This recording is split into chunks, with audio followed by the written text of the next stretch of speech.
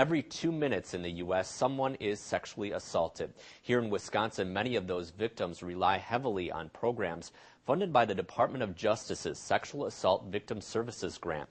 But now that grant money is about to drop significantly. News 8's Jenna Traum joins us live in our studio with a look at how that will affect one local program. Mike, in the face of a massive drop in funding, New Horizons is working to maintain its sexual assault victim services in Trempealeau County. They were expecting to see some reduction in their budget for 2012, but nowhere near this magnitude.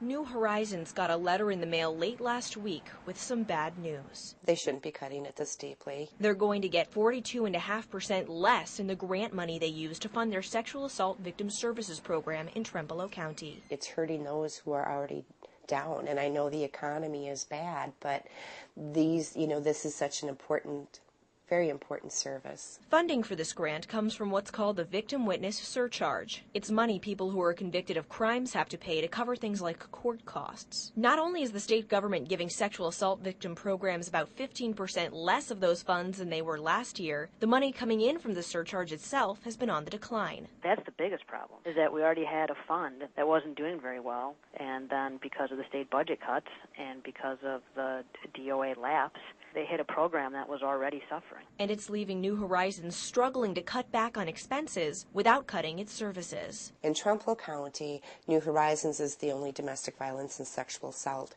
advocacy center. If services are cut back, where else do they have to go? Who's going to be there for them?